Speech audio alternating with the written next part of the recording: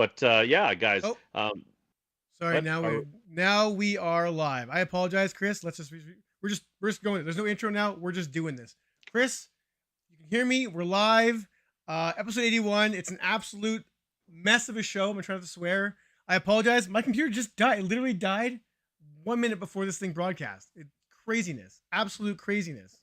and what I had said was that it wouldn't be the final Virtual Boys episode of the season if we didn't just completely shit the bed. Basically, right? uh, guys, thanks for sticking around while we went through all this bullshit. And yeah, just to clarify that opening statement, this will be our last episode of the let's just say of the summer. We'll be booting back up in the early fall here. Ryan and I, our schedules are just too unpredictable between summer holidays and my work schedule because I'm going to be doing some night shifts and Ryan could be out of town. We just decided for everybody's sake, yours as well, instead of us just not doing episodes and randomly showing up, we'll just take a couple months off here. It should be pretty quiet anyways. But we wanted to do one last big send-off episode because Ryan's out-of-town plans just kind of went up in smoke. And so we had a window to do this, and I start my new job next week. So this was the time to do it. Guys, I really appreciate everybody who, like I said, stuck around here while we had all this bullshit. We'll make it worth your while. We've got a lot of codes to give away. We're gonna blow out some of our code inventories here. We've got some new ones, some old ones. So we've got an Undead Citadel code. We've got a We Are One code. We have got stuff. We've got lots of quest codes, newer ones, and well, anyone that's watching, regardless of what headset you have, hopefully we give you something to tide you over and remember us from. Ryan, how's it going besides incoming PC? Absolute just shit show right now. Every time I minimize Discord here, like we lose the image. So I'm trying to balance things on my laptop that just aren't quite balancing well. Outside of this, all right. I mean, I've been playing through some stuff I guess I can't talk about yet. I did want to mention though, I can't show footage now, unfortunately. I played the Tomb Explorer demo. This is for you PCVR guys out there.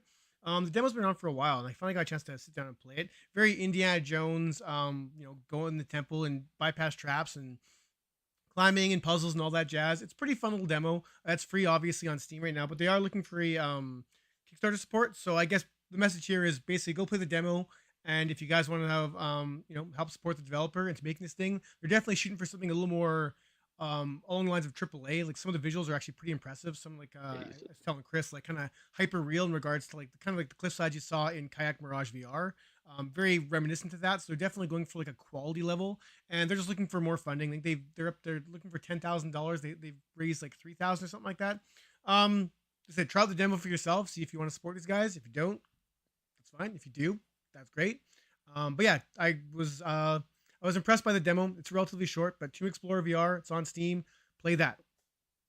My second thing I wanted to get to quickly before we get to the chunk of this thing is I got myself.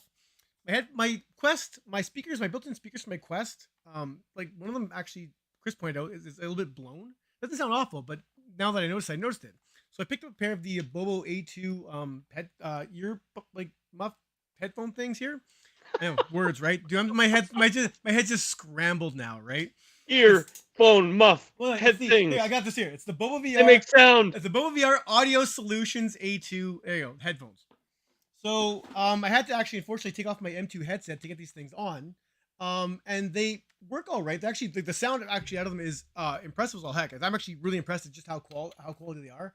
You can take off the muffs here, just come off via magnet, and there's two different styles that come with the That's slick. muffs. That's slick. And they snap on they snap they're on. making nice. It's Bobo's beautiful. making nice Quest stuff, man. It's awesome. It's actually really good if you're just a Quest user, like specifically. But if you are a PC guy, I will say, despite the quality in the thing, it uses up your USB jack and your audio jack. So for myself, my Quest battery now lasts around 2 hours. So if I want to plug in using my Bobo VR battery, I have to unplug the headphones to plug in the spare battery, which means it's kind of you can only really use it with the Quest Not obviously you couldn't with PCVR unless you were playing through like an Airlink or something like that. But not being able to plug in my battery is definitely a bit of a letdown. So it's so far I've been really impressed with the quality, ease of use, and just how well they work. But that's kind of the one big knock against it is the fact that you have to unplug your my Bobo VR Bobo VR battery to plug in my Bobo VR headphones. I just Um, realized that you don't have the Halo strap from Bobo. I do. I had to take it off to get these on. So, so you can't have both. Unless I'm wrong, but the M2 headset, the one with the Halo strap, it would not these wouldn't fit over top of the arms. The arms are too short that came with it, so I had to Uh, swap out for the M2 mod for the old style. It's just a headache to do it to get this to work. And now these are on, I'm probably gonna end up switching back just because I'll just find another headphone solution. But if you are looking for like you don't have that problem, these actually they impress the heck out of me as far as quality and sound quality. They're amazing. It's just a few caveats that just kind of interfere with how I use my Quest. But anyways, yeah. So that's the a deal Bubble breaker VR for me. I kind of is can't for get rid me of too my as Halo. well. Yeah. It is unfortunate. Like I'll probably go back, but for those that don't have the Halo strap or just kind of even rocking OG original Quest headsets, these earphones, I'm not gonna lie, they kick ass. I'm not sure the price of these things, but the Bobo VR A2 headphones, they actually are solid. It's just some caveats. Expect a more in-depth review maybe on the channel. We'll see how it goes. Anyways, that's my 2 cents I want to get off my chest before we started this episode. I've done it. I've Yeah, done good. you sound flustered there. You're just stuttering through your review Whew. and everything. Jeez, I mean, you're done. The only other thing that I wanted to talk about, as far as like what I've been playing that we can talk about, is if you guys haven't checked it out, Walkabout Mini Golf has a new map out today. Journey to the Center of the Earth. I actually played it today. I played both the easy and hard mode. Where that map, I mean, the map's cool. I mean, I don't think it's my favorite map that they've done. It's cool. The idea is that we were playing with the developer today, and they said the whole idea of the map is that they want you to feel like it's an adventure. Like the developer was saying that every map that they've ever made, basically once they started doing real DLC, was the idea was like, what's the story of the map? They actually said that they wanted each map to kind of have like to be unique, but the idea was like, what's the catch of the map? So they said like, with the Mist map, it was the idea that it was like puzzles, almost a puzzle centric idea to mini golf and the map, and like the up was it upside town map or whatever, that's obviously messing with gravity. And anyway, and then Coyote Valley messed with wind. The thing that makes this map unique, besides the fact that it is supposed to be this adventure, so that like every hole takes you deeper towards the center of the earth, and when you finally get to the end of it, it's pretty much the most beautiful thing they've ever made in Walkabout. It's gorgeous. Actually, it's my background. That is kind of what you see when you get to the final end. You take this raft across to an island for the last hole. But what makes this map really cool is the hard stage, which often takes almost all the hard stages, I believe, take place kind of like in dusk or night, or I would say dusk. This takes place at night. The caves are pitch black, and you have a flashlight either on your club or you can put a headlamp on. And so you and your team are literally going like spelunking through the caves at night with your flashlights on. They're really starting to push the capabilities of Walkabout graphics wise. Like, I mean, I know it kind of looks like Rec Room, but they keep like hacking their game engine to do cool stuff. Like now they've got water that comes in and out with the tide, and some of the holes are affected by that. So they'll actually grab your ball and pull your ball away in the water, and you can skip across the water if you want. They just keep doing cool shit. That's cool. So, yeah. As far as reviews go, you guys, if you haven't seen my Undead Citadel review, check that one out. I really enjoyed that game, but I had some, I'll steal Ryan's word, some caveats. And Pixel Rip review will be up next week. That's kind of what we got on the go right now. And I've got a gun stock that hopefully will be an answer for a lot of people for PSVR 2, looking for an aim controller replacement. That'll be coming up in the next few days as well. Let's get into it, unless there's something else you wanted to talk about. No, I covered my stuff. Do you want me to kick it off and you can throw some codes up? I'm working on that. I'm having some technical difficulties on the code thing, so we can just start Shocker. talking. Well, look, this is not. We're just out to lunch here right now, so What's this my wee little shit? underpowered laptop isn't exactly built for this. We established that when I was gone out of town, so I'm getting there. I'm getting there. Anyways, we start the topic. Doing. I'll get stuff going here as fast as I can. Well, first off, before we jump right into things, Salvador, thank you so much for your generosity. You're amazing. You know how much we appreciate you. And he brought up an interesting thing. He said, if you're planning on playing the Apple headset trailer while talking about it, Apple will shut down your stream. Holy crap. You know what? I'm going to kick it off with Apple because that pisses me. That's just Apple's bullshit. I hate Apple. Wait, so I missed that. What did he say? Sorry. If you play the trailer while we're talking about it, Apple will shut down the stream. Okay, well, let's see if I can't get around that. Hold on a second. Let me just apply a filter to this Well, thing. let's not test it. They're probably going for a copyright thing. Please don't test it. We all know what it looks like. All right, Anyways, fine, guys. fine. I guess not. You know, okay. While we're talking about now we're just gonna play the meta one then. This is Well, I'm going to bitch about Apple. Actually, no, I want to talk about the Apple because it's interesting. I feel like this Apple Vision Pro is interesting in a lot of ways. I've talked to a lot of other content creators and a lot of other VR people, including the developer of Walkabout Mini Golf today, and just hearing him talk about what they in the office are thinking about this. And I was talking to the guys that make True and Pixel was also in my ear talking about this thing. But you go first, obviously. So, well, I guess first things first, I'm gonna tell you my initial thoughts about this Apple headset. Um, Look, let's just get out of the way. The price, it's expensive.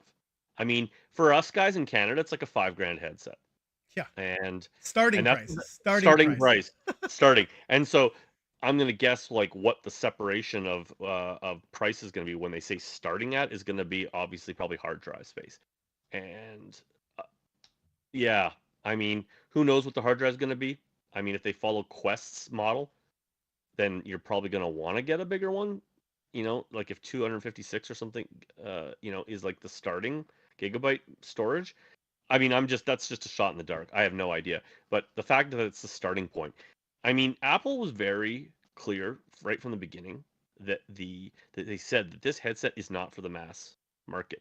Like it's not, it's just not designed for it. The That's idea was clear. that they were packing all their tech and all their ideas into this, and that mostly this was going to go to the industry and developers, and that the idea is they want to flesh the tech out and get content for it, like give it to people, let them be inspired by it.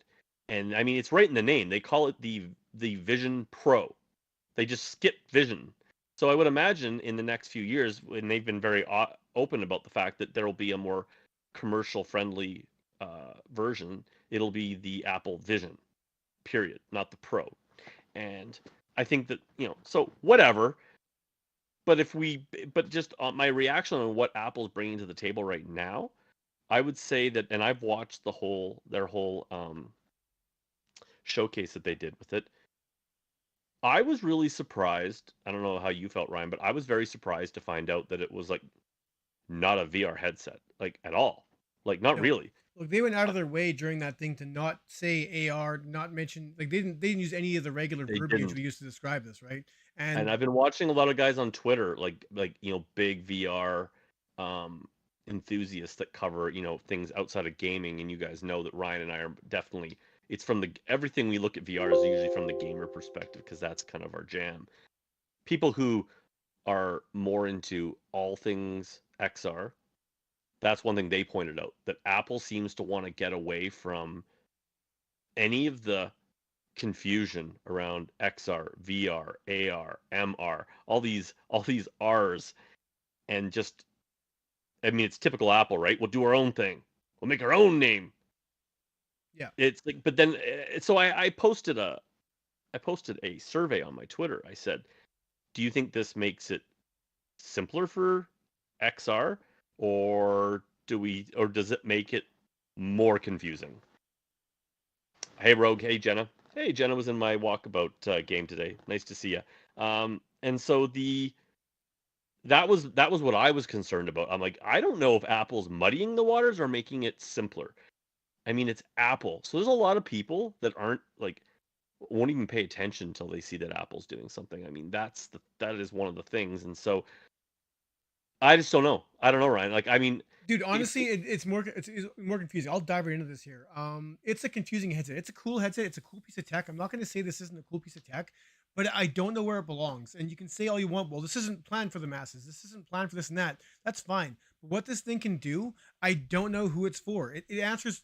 It solves problems to questions we haven't even answered yet in regards to AR and how we talk to each other using mixed reality. And it's like it's we're where we're talking about like the Quest 3, I guess we'll get into, or the Quest 2 or Quest Pro, even as far as how it integrates AR in regards to your surroundings and the external cameras. And we've seen the teases from Meta in regards to their avatar system and how it's like this photorealistic avatar system. And that's been in development for years. And it just seems like in some ways Apple has hopped to the ahead of the line, but we don't even know if we want that. And now I'll go back to the example of, like video calling.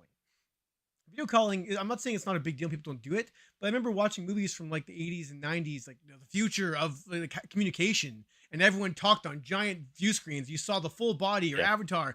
And now that we have that available on our phones and FaceTiming, I'm not saying people don't use it, but it hasn't replaced just talking on the phone. In fact, texting and other forms of like lesser forms of communication have actually taken over in regards to the way people talk.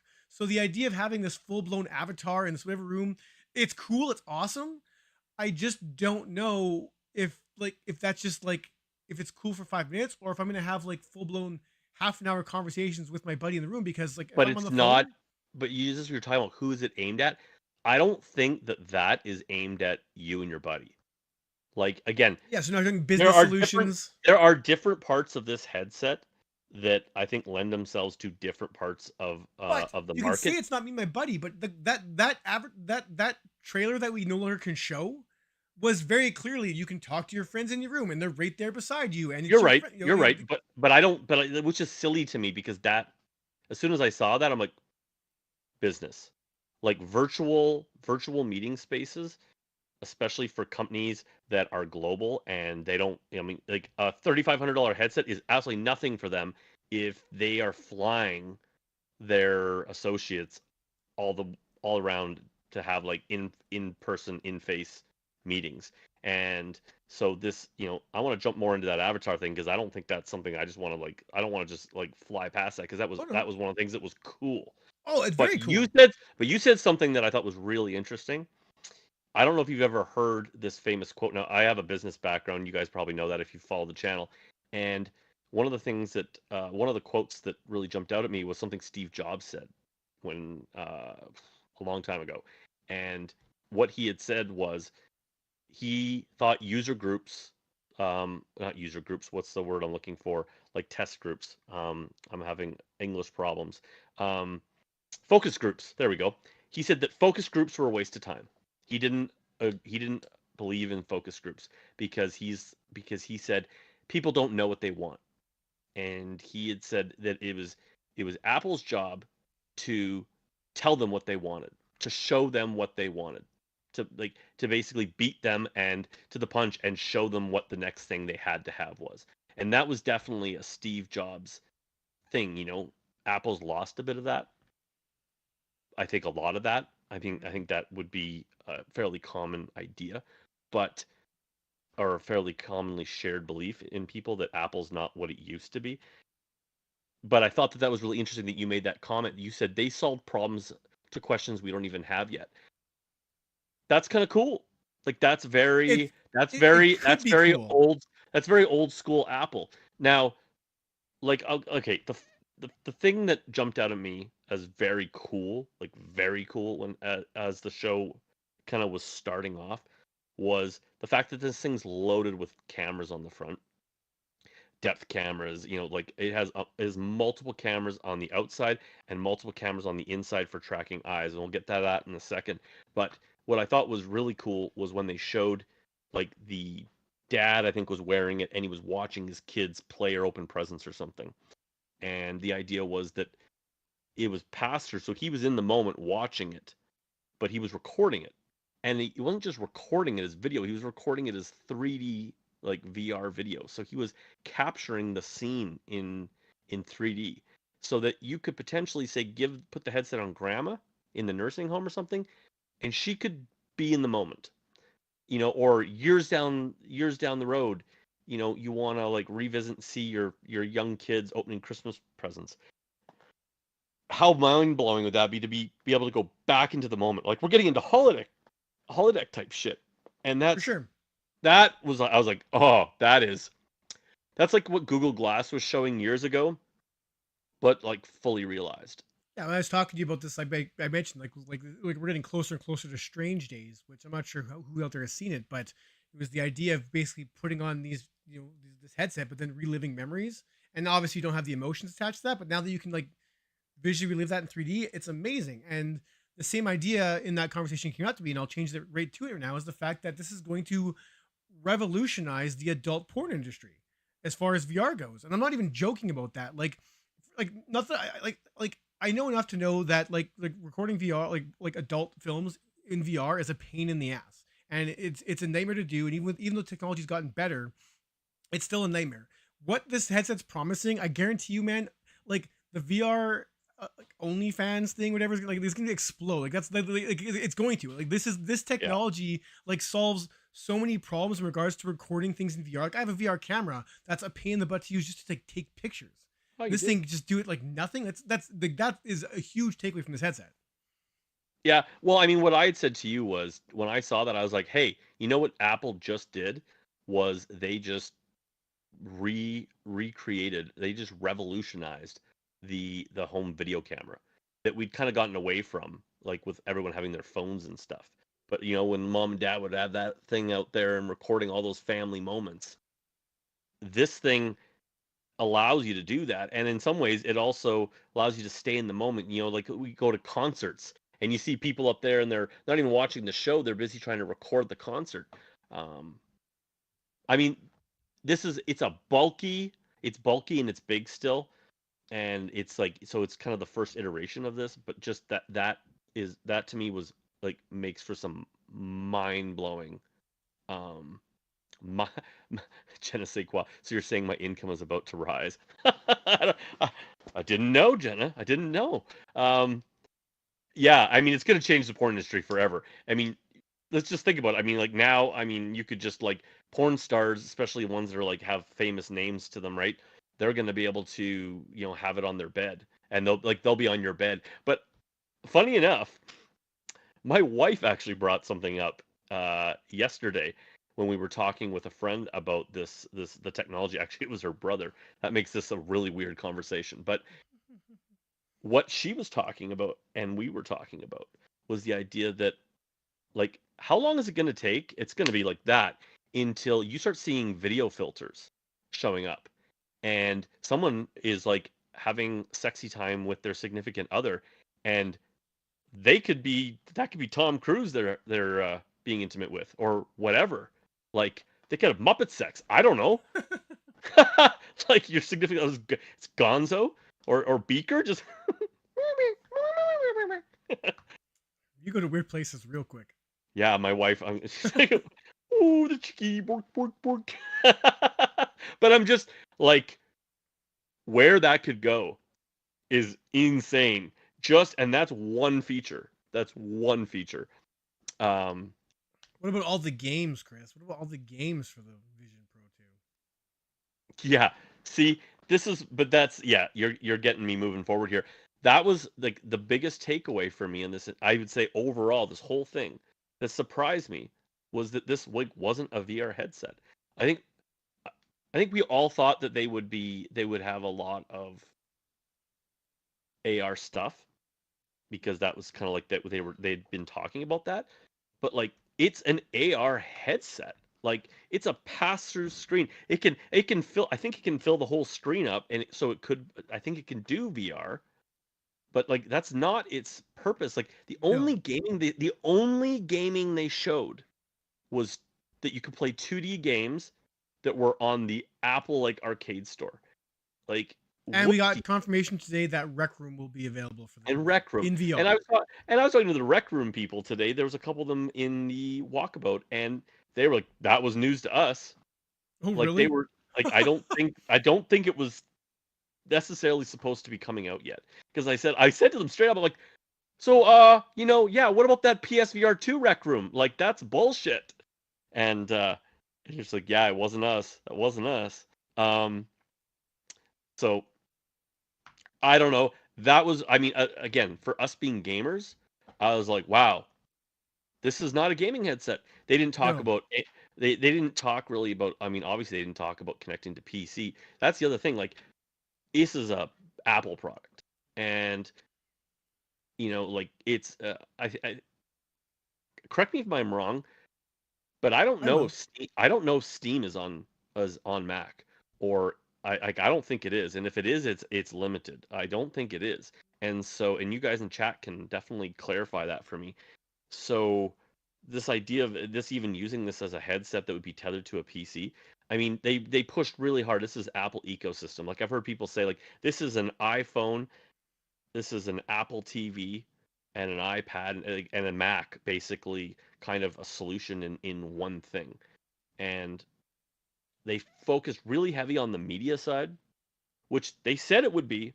Like, we've seen HTC Vive Flow and then the Quest Pro both kind of pushed media and AR stuff. Like it kind of exists in that family, but I feel like this is probably the most successful at being a at being for like the professional person who might use this for virtual meetings for multiple reasons. One, like you said, the idea of being able to do the virtual avatar. So if you guys haven't seen the showcase, it was pretty mind-blowing that you would take the headset, turn it around, scan your whole face, and it would create a VR, it's called a VR, a virtual avatar, like motion captured, like Hollywood level like quality.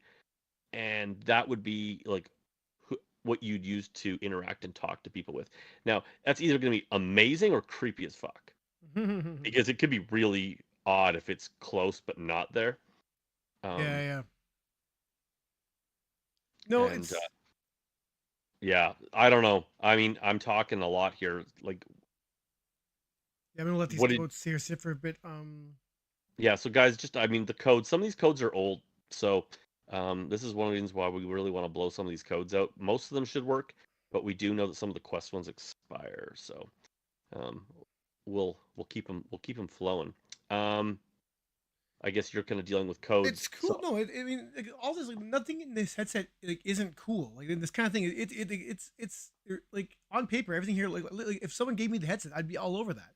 It's just what it's just avoid it. It's every headset we've had up to this point has been a VR headset first and foremost, and has brought in AR as a secondary system. And Quest, especially, has kind of embraced that in regards to their apps and some of their games. In regards to, like, I Expect You to Die has like AR app. There's a bunch more as well. Stuff like Worlds. You can like play the game over your thing. Demio is a big one, I guess, as well. Where you can play that in your play space. But it's always been about gaming first. And when you remove that from the headset, it's just weird because gaming is such a huge reason to purchase a headset. And the fact that this thing technically should be able to do everything and more that current gen headsets are doing, but they're just like, yeah, there's no controllers to this thing. Like unless they announce something later on, as of right now, there is no controllers to this thing, and there's no way in hell I'm playing through games in VR on that headset with just hand tracking, because I don't even give a shit if they nail hand tracking. It's not as fun to just sit there and finger gun your way through games while like using a virtual joystick or like hand gestures to turn. That's not fun. It ruins when you have to constantly think about the controls because they're not intuitive. It ruins the experience. I'm not saying they can't get around things, but it's so far in my experience, anything with hand tracking that required full locomotion doesn't work in my personal opinion.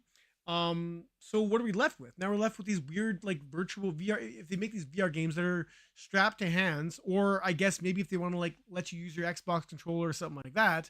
But then once again, what are we playing here? So it's creating this weird disconnect where, I mean, once again, like, this just is not a gaming headset. And the fact Rec Room was even announced for it, even if it's almost like so like well, like so I have an interesting comment about that. Again, My time in Walkabout today was really interesting because I was hanging out with a group of people like Genesequa there who I don't normally haven't been, jumping. I'm not a very social gamer, and we were talking Oh, I about a guess I lot should. of these things, and I did get an interesting perspective on that. Not being a social gamer, sorry, that the idea of hand tracking takes on a very different role in social games. Like they were saying that like in VR chat and such, people have almost come up with their own sign language. There's a lot of like just gesture based stuff, even if it's like playing like rock paper scissors. Like I get it for the social gamers, for the people that are get really into it. I can really see that. I know what you're saying though. Rec Room has a lot of things to me. Like there's a lot of aspects of Rec Room that would I feel like would just be way better with a controller. Like anything where you're moving, really anything where you're moving. But you know what? And that's how I feel about it now.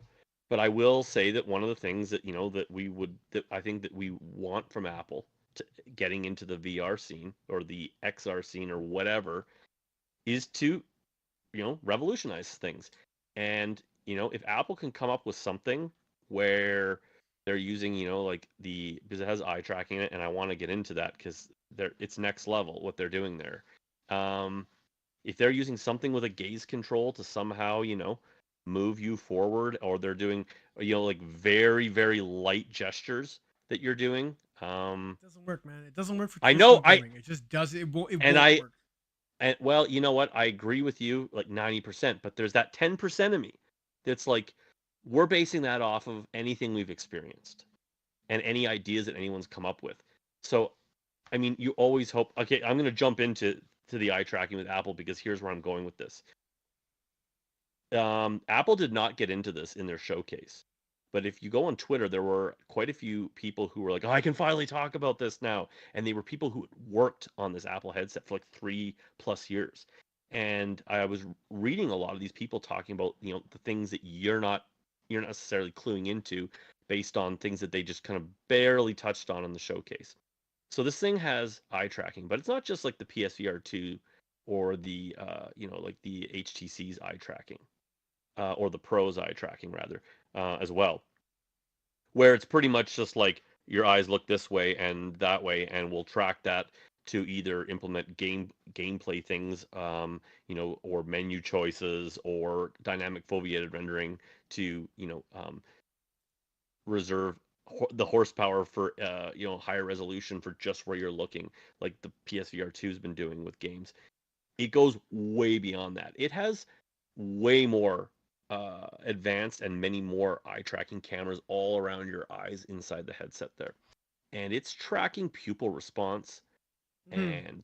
and it's doing a lot of I can't talk the tech, but from what I was reading, like I can't regurgitate it properly to do it justice. But it's tracking all of your eye movements and like I said, and pupil response and things that like go way beyond just where you're looking. And it is using AI to start to bring up predictive algorithms based on how you reacted to certain content, even unconsciously.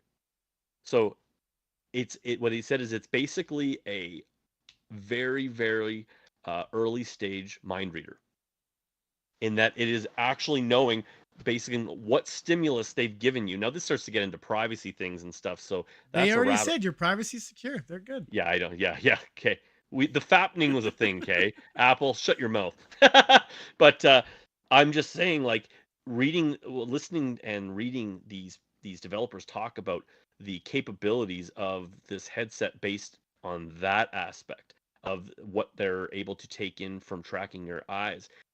Not only are they going to be able to build a history based on all your interactions, with hand tracking and choices and everything, but based on like certain stimulus that they give you, they can start to build a profile for you that will anticipate what you're going to do, what you might look at. And I mean, I don't know how far that goes. I don't know what the capabilities of that are, but when I start to think of that stuff, I mean, does it, I don't know.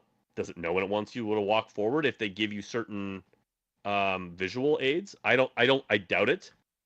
But that's that 10% of me just going like, what just have we not seen, and it's out of our imagination, right? For sure. What But I know what you're saying. Like, for the most part, hand tracking and video gaming to me doesn't really interest me that much. Like I said, I haven't played anything that's used it that's worked well enough. That wasn't like a stationary game that actually said, but like Silhouette's the best one, and that literally was just making like hand puppets, like in hand gestures, like it was shadows. So you're not Like, and movement controls is like one of the big reasons why I think the controllers are still much more important. Like, they can't just replace them. But it's further than that to me, in that any game where I'm holding something, it's more immersive to have a controller, for sure, hundred especially if you've percent. got like knuckle grips so you can like kind of just release your hand. Like I said, The man, idea finger of guns suck. Like grabbing, it's not. yeah, I know. It's The so idea, lame. like, I would take the DualSense controllers for immersion factor over hand tracking in most cases, I think, for gaming. But again, this is not a gaming headset. And if you look at it from that perspective, like, they literally, like, as far as I know, Rec Room's like the only VR game that's even like poked its head up. Yeah. Um, like, I was shocked, like, no Beat Saber. Like, I thought even hand track Beat Saber. I mean, I was. They did not talk about games almost at all in this whole showcase. No. Again, outside of like their flat screen arcade games that they were watching, right? And or what they were showing playing. Like, they had a guy there and he was like playing 2K NBA 2K, and at the same time he had like two games on and like a betting screen in the middle. And I was like, yeah, this would be like the ultimate like Sunday sports night for someone. I mean, that's awesome. But again, it's like it's almost like it was almost like a for most people, a lot of this is just like futurizing for what the next Apple headset's going to be. Mhm. And I know, and I know people have even like in the industry said that's pretty much what it is. Like, it really is just this is just a promise for the next iteration. Like, this is not for your average person. But I don't know. I don't know. I mean, I came away from it going, that's cool, but a 2-hour battery, and I don't know and the tethered battery, like, it's not in the headset, it's tethered down your side there. You and I talked about that before. They're like, ooh, the wording it was like, oh, it's a subtle, a su- with the supple feeling of of the cord. I'm like, well, if the cord's long enough so that you can move and stretch and do yoga and whatever, then you're gonna get you could snag that thing. And if it's tight enough so that you can't snag it, well, then you're gonna pull on it. I don't know. I don't see how that's gonna work necessarily in a lot of applications. Yeah. No, I listen. Like I said, like I, I don't like this. This headset is like as much as it's worth talking about. When it comes to VR, it honestly isn't worth talking about. It's going so out of left field that it's not in the conversation. Like, I mean, I said that right after that thing ended. I'm like, well, I mean, if Meta didn't know what was going on behind the scenes at Apple, then everyone there just breathed a sigh of relief because all their jobs are secure because like Apple's just going in a totally different direction than Meta or than VR in general. I guess really. I disagree with that actually a little bit. It depends on You're not what side always of Meta. right. It depends on what side of Meta you're talking about, because we do know that Zuckerberg's always had a really heavy No, interest I'm in saying in regards not to like only VR, not only data capture, but Zuckerberg's, like, I mean, I always figured the reason he had such a hard on for VR was that he sees it as the future for communication with people in and regards to businesses. gaming, man. I mean, in that same 1 minute sizzle trailer for the Quest 3 was like, and you can play all your 500 games that are all you already have. Like they sit up the hop. Like it's a gaming headset. It's a straight up gaming is their priority, and we've seen even behind the scenes. There's rumors of Meta shifting focus to AI and everything else. But as far as the Quest goes, I mean, this is a gaming headset through and through. They mentioned that it's got some greater pass through in regards to You're talking Quest 3 now. the Quest 3 now, yeah. But they mentioned just the things, the advancements it's doing for the price that it's doing some things in line with the Vision Pro and some things in line with the Quest Pro. and in some cases, it's just kind of in line with the Quest 2. It's kind of this weird mishmash of a It headset. is a weird. It is in a weird spot. Yeah. But it's just, but like I said, for me, the Vision Pro, unless we hear more details, unless more developers start coming out there and telling us what this thing can do or what we can expect this to do, I mean, it's this headset isn't for me. This isn't how I use VR. This isn't. I'm not going to. And then, the fact, you can talk to your friends. My friends have to also buy a headset. This is $5,000 Canadian. Like, I'm like, who the hell am I going to talk to in this thing? No one, because no one I know is going to like, hey, dude, $5,000 for this toy. Like no one I know will like $5,000. Me and my whole family can go to Mexico for a week and still have change, for God's sakes. Well, Like, if you buy two of them, it'll completely change your wife and your sex life. I mean, completely overhaul it. You could. It's like, who are we would going it to be though? tonight? No, we Who are we going to? both. Yeah, yeah. Who are we going to be? I don't know if Um, that works though. I'm pretty sure. It'll be. I mean, it's Apple. It's a closed system, man. They don't really let people mess around with Apple. Like whatever they do is proprietary. Um, I guess there's apps and stuff, but still, I don't know. I mean, Regardless, I mean, I could see. I mean, you know, I can see there being Apple like letting people screw around with like filters. So I mean, they'll be like, look, we don't care what you do with them, but there's filters. I mean, you could both be clowns. I don't know, whatever you want to do. Um, so then looking at the Quest 3, I mean, I'm gonna get a Quest 3. So I mean, let's just put it out there. I'm not gonna get an Apple Vision. I just same with you. It's very nifty. I'd love to play around with oh for one. sure, 100. If I percent was given one, I would be. I would try all the things and just just revel in the tech because I love tech. I love new shit. But it's like, but all it would be was nifty for me. I'm, I'm not a super social person, so I'm not going to be doing a lot of social interaction with it. And as good as the screen is, so I mean, like talking about that, it's 4K per eye and then some. It's micro OLEDs, and it's a significant increase above I think everything in the industry, including Varo.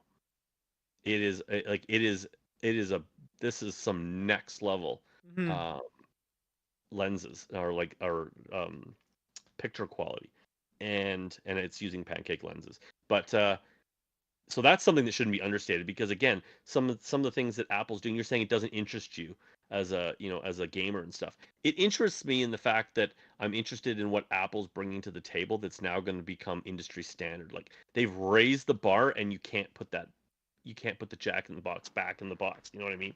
Like it's kind of like now it's out, and that could be amazing, especially for Meta, who needs some competition.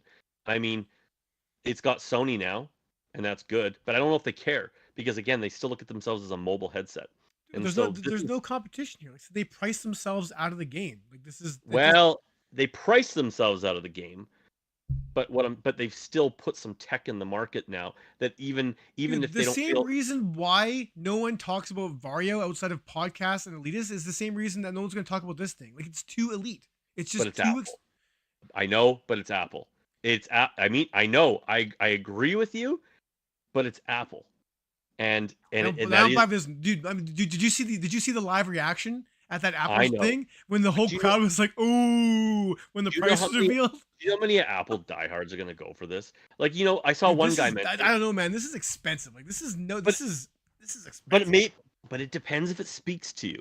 I'm not really defending it. I don't want anyone to really think that necessarily, but again, it really depends on what it speaks to you. If you're someone who like the image quality is so good on this thing that if the content consumption part of it, like watching movies and using it as a monitor for say like your Mac or whatever is a thing for you, and that's a big thing, then the price all of a sudden means almost nothing. Because do you know how much it would cost you to get a 85-inch OLED? Like a high end OLED too. I mean, if that means something to you, if there's value there for you, then all of a sudden the price just it's not nearly as issue. Like if you're going to use it as a big screen TV Sure. instead of buying that TV. I mean, It'd be again, awesome for you and your wife to watch that show. Well, I you was can't because it's well, only in the one headset. Like this is I know. I was going to say again, it would have to be for someone who's, a loser who lives alone with no hey, friends and is hey, not planning on getting any friends, who just wants to live in his basement. No, I'm being dramatic. I'm not saying, but you know what I'm saying though. Like it's it's advertising itself as so many things, but it's also, it's better than a 4K television. That's great, but like it's still, it's not the same. Like it's, as a guy who's watched movies in his VR headset and loves them, it's awesome being in a theater. Why don't I do it every time I watch a movie? Like it looks great in the Quest 3. Watching movies in the Quest 3 looks pretty damn good. I you've still watched movies in watch. Quest 3? Yeah, it looks amazing. Like, watching like big What? when I was You said like, I've watched movies in the Quest 3. yeah, I've watched like I sit in the movie theater and watch like, Okay. or Quest I 2, was gonna Quest say, 2, sorry, Quest there 2. we go. Whatever. But even on that resolution screen, like it looked good. And I still, if I have the choice, I sit on my couch and watch TV. There's just So do I. I know. It's true. I don't, unless I'm in a hotel, and even when I'm in the hotel room, I don't often sit there and watch a movie on my headset. I know a lot of people who do though, and join their friends in big screen. So again, like it's like this is our experience. Um, I know it's. I think that's really all there is to say about it. At least for now, until we see more information. I think it's just seeing Apple get in the market is obviously amazing, and for some people, it's like a mind blowing moment. For me, I have concerns around the optics of the non-engaged consumer of tech consumer that already kind of thinks that VR is just not for them. Oh, I hear it makes you sick, and I just don't. They're just like it's expensive, and I just the people that they're trying to get this to be like VR as a whole or XR as a whole is trying to get mass adoption. I'm not sure if this Apple headset hurts or helps it because Apple getting into the market is amazing, but at the same time, to the consumer who's not really paying attention to what this is supposed to be a pro headset for the professional market and not a mass user headset. For them, a lot of people aren't going to understand that. And what they're going to see is an Apple headset not selling. oh yeah. That's my concern is that they're going to think that this headset's a flop.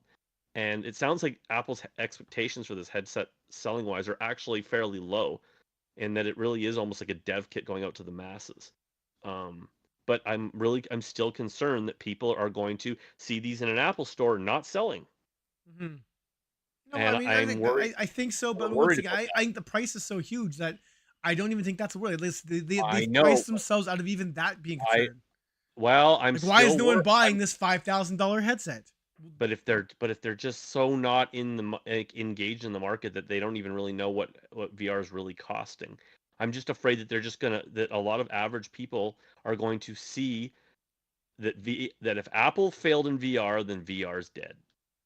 Yeah, Like but now this isn't VR. This is like I know it's not, but it's confusing, and that is my concern. Is that I think that there's an aspect of that should I definitely get it. not. Like I hear what you're saying. I think people will have forgotten about this thing because it doesn't matter to them. Like, it doesn't matter to us, and we are enthusiasts. Yeah, It's not gonna. but that's exactly what I'm getting at. If people forget about it, then the people go, "Oh, you remember when Apple brought out that headset? Man, Oh, this VR is just like saying, remember when Google did the same thing and Google failed? Like this is Google Glasses. Like it isn't to me. It doesn't matter. This is them. yeah." This But but anybody who remembers Google Glasses, if they think about it, they go, "Oh, like the MR the MR market for those glasses must have just been a failure," and it was. Basically. It wasn't ready yet. And I look, I'm just saying I'm concerned about the optics of that to the general person who is just sees Apple that failed at something, and Apple doesn't fail at things. And if they just don't understand the nuances of what this headset is, it's not often that big manufacturers like Apple or whoever bring out something that is so elitist and intentionally elitist. It's just an odd case. That's all. It's like, oh, we brought this TV out, but it's not really for you. It's not really for you. But moving on to the Quest 3 announcement. and we did talk a little bit about this, obviously, just a bit ago there. Um, my feeling about the Quest 3 is it's not a big jump up. Not It's yet. it, it feels like a Quest 2 Pro. And I don't, and not to confuse that with the Quest Pro, which I feel like was going again, like it was a different beast of headset with the way that like it came as with a very open concept, and and the quick charging dock, and just a lot of it was very business focused. I feel like I just feel like the Quest 3, I'm gonna buy it. Obviously, I'm gonna buy it. If we didn't do the channel, I'd probably still buy one because I'm a big fan of incremental upgrades in tech. I'm all for a PS5 Pro. I'll take what I can get Yeah. basically. But it's like you look at the Quest 3 and it's like, okay, so it's the resolution is slightly better, Mhm. but it's still not as good as a PSVR 2. I mean, if we're talking about that, um, it's got the pancake lenses. That's nice. It's because of that, it's got a smaller footprint on your face, so it's less weight coming down on your face, so it should be more comfortable. But it's heavier than the Quest 2. It's actually not lighter. Um, But it's which, 40% less profile on your face, so it fits better. and I've heard it feels lighter just because of how it I can see bounces. that. And I get that. That sounds great. We don't know battery life yet. So, um, I assume the battery's still in the front there. Um, and it's just, it just feels like a half step. That's all. It's like the resolution's slightly better. They say it's twice as powerful, but you and I were talking about that, and I said, okay, well, we don't know what that really means as far as real world application goes, because the PS4 Pro was almost twice as powerful as the PS4, but Mm-hmm. it wasn't really, because it got a bump in its, if I remember correctly, it got a bump in its GPU power, GPU, yeah. but not its CPU. And that's why the PS4 Pro, for example, like with flat gaming, was good at doing 4K, so up like doing higher resolutions, but it still struggled with frame rate. And that's just without jumping in deep into the tech, all I'm saying is that we'll see how the Quest 3 really performs, and then who developer wise takes advantage of it, Yeah, because the Quest market is messy for right sure. now. And then right now, At what point do you move on from the Quest 2? and this is honestly the same thing as the Quest 2. When the Quest 2 first launched, we both saw there was literally no Quest 2 exclusives. And it took almost a year, I think, before that actually happened, with Resident Evil 4 and then Medal of Honor, um, Saints and Sinners. Did they get a Quest 1 version? Did it ever get a Quest 1 version? You mean Retribution? Saints and Sinners 1 or Saints and Sinners Two. Retribution? Two. No, I don't think so. Yeah. So anyways, we started to see more and more Quest 2 games basically until the not. So that was actually a bad example, but once May of last yeah, May of once last year, Meta let developers stop making Quest 1, and then we've yeah. seen it pretty much drop off. Yeah, and then since then we've seen so many it's very rare when a game releases that still supports the Quest 1. Actually, if you pay attention to the store, it happens, but it's rare. So the Quest 2, like Quest 1 is all but dead. We've seen games drop off everything else, but to say it had a good run, I think the Quest 1 didn't have the best run. I think the Quest 2 had a better run, or is still having a better run, I guess. Just because of that. I mean, the headset's now Quest pushing. 2, the Quest 2, I'm pretty sure we've talked about this before, is I feel like it was rushed to market to cash in on the pandemic. We were all in lockdown, and they went hard on it, and it sold like gangbusters, because of that. A lot of people do not think the Quest 3 will sell as much Excuse me. because of that reason. Because we're not all locked in our houses looking for an escape from the four walls around us. I still feel like the Quest 3, it's just not a generation jump. Like the PSVR 2 Well, I mean, was a we complete don't know generation jump. yet, though. We don't know yet. I mean, like I said, double the GPU. And they said we don't know what the CPU is and this stuff. Like they just didn't say certain things. We don't know. Um, we've talked before about the fact that just mobile chipset technology just is kind of hit an apex where they're just are having trouble getting more power into a smaller frame. It just doesn't work. So I'm not dismissing the Quest 3 as not a generational jump.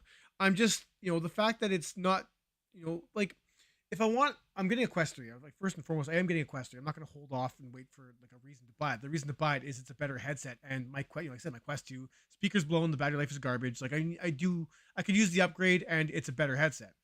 But the fact, um, I want reasons to play my Quest 3, and the fact that it plays my Quest 2 library, and every game announced at the game showcase was Quest 2, and I guess Quest 3 by proxy.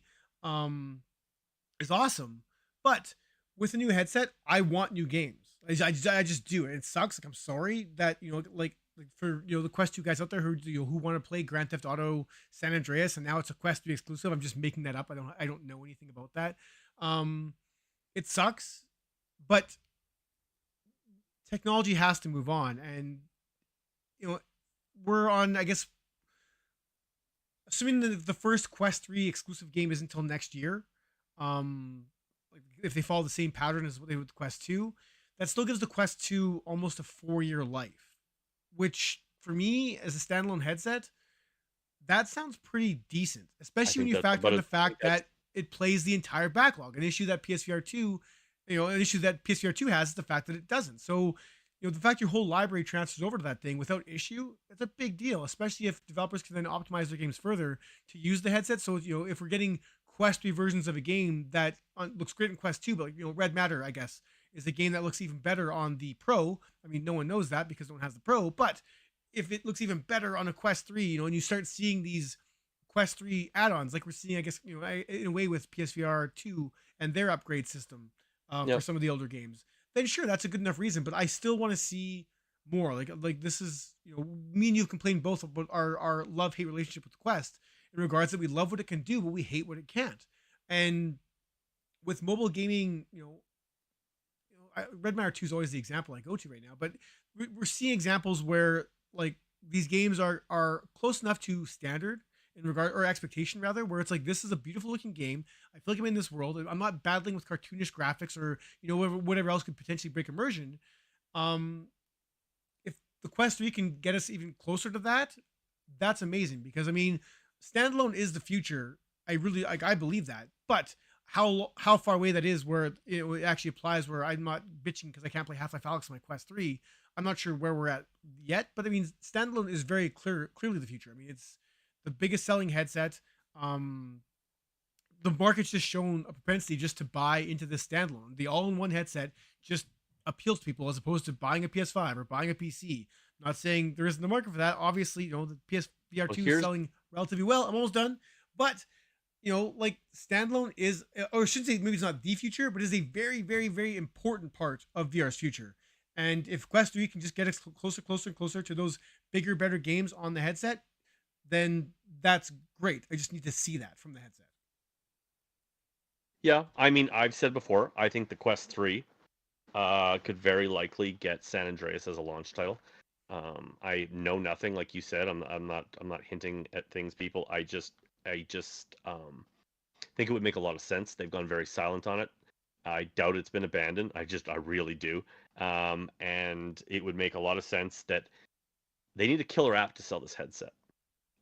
People bitched about Sony's their launch on the PSVR 2 and lack of exclusives and big titles that really pushed the system.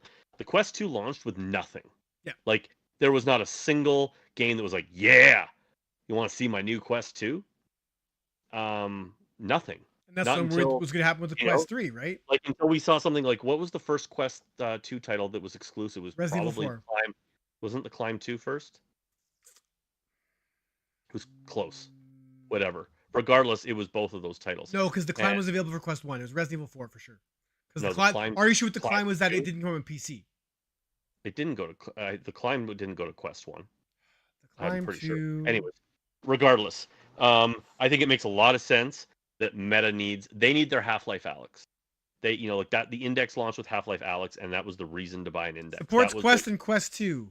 Oh, well, look at you. S-my-D.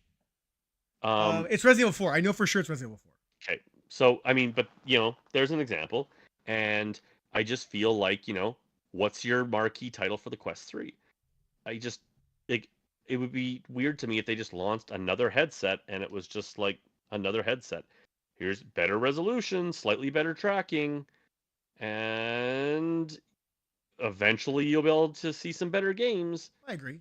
I mean, I agree. Like, I'm not the only reason. Like, I'm buying this purely as an enthusiast, and like I said, like if it makes my PC gaming better, assuming I have a working PC by then, that's fantastic. But so like for me, yeah. But if I was a Quest 2 owner, I'm looking for a reason to upgrade. As of right now, there is literally no reason to upgrade to this thing because you're getting the same experience on a slightly better headset, and Like it might that's be a little more comfortable, but you'll have to buy all your comfort straps and everything again. Like if you but for want to have sure. the same, you know what I mean? The controllers, they'll say they're the pro styled controllers, but they're not the pro controllers. The pro controllers have cameras on them. They track themselves. These do not. These Mhm. just don't have the rings. And they say they've updated like the tracking technology that they don't need the rings. Which means that you're gonna have to replace all your knuckle straps and everything. Everything's gonna have to change for your new headset. Yeah, I mean, I'm gonna buy one. I'm gonna get it at launch. But if I was a Quest 2 owner, I'd be like, I need to see more. Yeah. Um, and my problem with it being a step, just a small step up, is that for people who are going to use it primarily as a PC headset, I was really hoping to have a real like a headset that I would really be able to use as my daily driver on my PC. Did they Other confirm the than POV? Sorry, I hate to cut you off. Did they confirm the POV for the Quest 3? 110, I Is think. it 110? Okay, sorry. Thank you. Same as the PSVR 2. So it that's a significant field of view upgrade From the from Quest, the yeah. Quest 2. But again, it's still not like it's not industry leading. I mean, there's still much bigger field of views. I'm shocked still that field of view is not being pushed hard because I would rather have a higher field of view than a higher resolution, to be honest with you. Look, I mean, that's just limits to the tech, man. I feel like I've seen a couple solutions now where it feels like we're getting close. I just think, in order to keep headsets small, you're just limited by lenses. Like, there's just until we figured a way to I just saw something recently where they basically had these bent lenses that went in there and still like it looked cool. I don't know how much those would cost in the headset, but I think that's the limitation is just with you're just making your headsets bigger and bigger and bigger, just to have a little bit more FOV. Um, but I think within the next 5 or 6 years, it does seem like solutions are coming in the pipeline that's going to change the game once again. And we'll be like pancake lenses. No, we need our banana lenses. This is ridiculous. And this is what we're gonna happen. It's gonna happen. But I think right now that just really is just it just comes down to it just a size issue and and I guess obviously processing power too. When you have to process that much more of the image too, I'm sure on a mobile chipset that's got to every single degree of FOV that you're getting in there has to count towards like processing power. So So Distract brought up something, and I'm so glad he mentioned it because I can't believe I was gonna not talk about this. The biggest thing that I was surprised at and honestly very disappointed in with the announcement of the Quest 3 specs is that it does not have the eye tracking that the Pro had in it. right. Now, the Pro, as far as I know, pretty much only used eye tracking in social apps just because, it was a headset that wasn't aimed at gamers and developers wouldn't just develop just for that one headset, as far as optimizing graphics and stuff. And where I'm going with this is graphics and performance in a headset that is already struggling for power. Like, I mean, even the Quest 3, it's still going to be a mobile chip and it's still going to be competing against the big boys like a PSVR 2 and a PC. I would think that eye tracking would be like, I don't care about color pass through over having dynamic foveated rendering. Give me eye tracking because like when you play GT7 or RE8 on the PSVR 2, those games are or Kayak VR Mirage, those games are only happening. They're only rivaling the PC because they're using foveated rendering. Like GT7 is a perfect example. If you watch it on a social screen, you can see how much lower resolution the sides are because you're not looking at it. Mhm. And as soon as someone looks over, or even just with their eyes, you can see like the gauges pop up into HD. Like that is how the PSVR 2 is competing with PCs for driving simulators. It's amazing. It's amazing what they're getting away with on GT7, and dynamic foveated rendering is absolutely key for that. And I can't believe the Quest 3 doesn't have that. I just can't believe it. Because to me, that would be how these developers would have a shot in hell at managing to squeeze more out of these mobile chipsets. And somehow they just like they decided no. Unless unless it does. I don't know how that It works. doesn't. With They've like said it doesn't. it doesn't what? They've they've No, no, they've no, no, no, confirmed. no. No, No, oh, no, no, I'm not saying. I'm saying that what I was having and hawing on was like like how much more power like the eye tracking like how much more power does it use? It's the mobile chipset versus like a console where in the console you have the power that eye tracking can work to get around that. But I guess like does eye tracking on a mobile chipset like does that help or hurt it? Because now you're just change. I don't know how much eye tracking processing power that takes. It's still gonna no, sit there I and mean, it's got to do the work to track your eyes. So maybe I mean, that's why. that's Maybe an it's just like interesting point. maybe it's just like you know what? It's just easier. We know you're looking forward. Screw it. We'll just keep the way it's going right now. That way, all of our games are optimized for the way this thing works. And you know it's just easier right now. And then we release the Quest 3 Pro. We'll throw eye tracking back in there, and you know because that could very well could be their plan. I mean, they could have a Quest 3 Pro coming down the line as well. I mean, Yeah, but that wouldn't work. Yeah, but again, it's so important that something like again on the PSVR 2 that eye tracking in every PSVR 2 is so important because then developers know that they can optimize the game period for PSVR 2. It's what's giving PSVR 2 an edge over some PC games and stuff because these developers have to optimize for any PC build basically and a multitude of headsets. They can't count on SSDs. They can't count on foveated rendering being in the headset. It's a benefit that standardization has. mhm. And for them to then try to split their player base into the Quest 3 has eye tracking or the Quest Pro does and the Quest doesn't, um, like Greenpeace says, like, it could be, would it be more expensive? I really disagree with that. Like he said, it's 500 without eye tracking, and he wouldn't pay $100 more for eye tracking. Um, I mean, I can't agree with that at all. I mean, it to me, like my biggest thing that's just frustrating me with the Quest 2 these days is just the graphical downgrade. I'm Yeah. just and if the Quest 3 is going to like really improve my attitude towards standalone gaming, it's going to have to really bring better visuals. And I've said it before, I know people said this, but like double the power of the Quest 2 is still less than a PS4 standard. Oh, We're not talking about a powerhouse here. It's still under 4 terabyte or teraflops. right. And we don't know, again, we don't really know what that's, how does that translate to mobile chipsets and developers being able to optimize for it and this and this and that. True, we don't know what that looks like, but to me, take away my color pass-through cameras. Like this would be directed to like see what Greenpeace is saying. Um, you know, um, take away my pass-through lenses, like the color, give me eye tracking, and like that's the thing. Like with Greenpeace, it's not just used for selecting stuff. That's Yeah. the thing. Eye tracking, it's like the least that it's used for.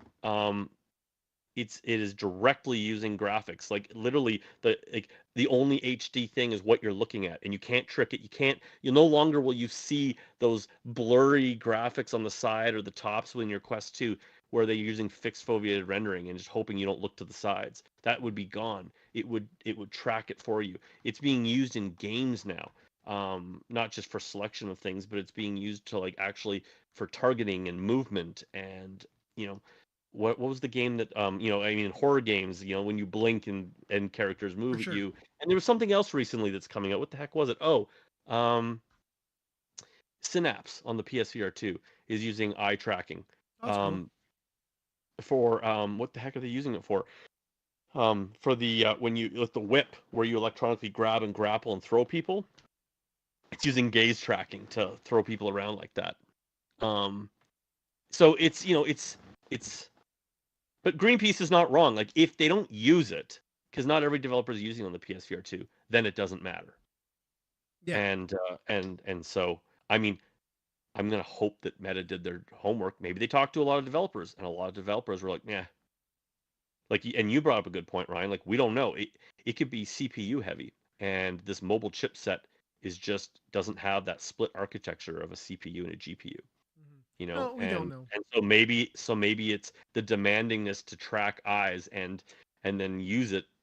It's not the gain that we think.